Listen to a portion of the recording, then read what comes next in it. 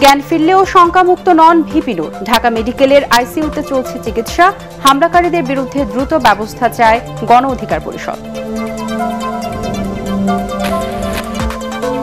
নূরের উপর হামলার ঘটনার বিচার বিভাগীয় তদন্ত হবে জানালেন প্রেস সচিব। কাল বিএনপি, জামায়াত, এনসিপির সাথে বৈঠকে বসবেন প্রধান উপদেষ্টা।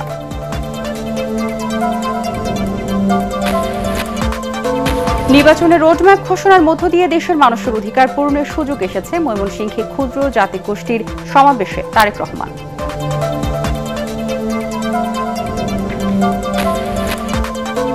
স্বৈরাচার বিরোধী শক্তি ঐক্যবদ্ধ না থাকলে প্রতি বিপ্লবের আশঙ্কা স্থানীয় সরকার সংস্কার কমিশনের অভ্যুত্থানের পর জাতীয় সরকার গঠন না করা ভুল ছিল।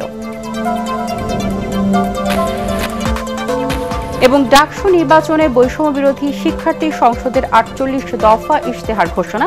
সুষ্ঠু নির্বাচন আয়োজনে সেনা সহায়তা চান বিভিন্ন প্যানেলের প্রার্থীরা।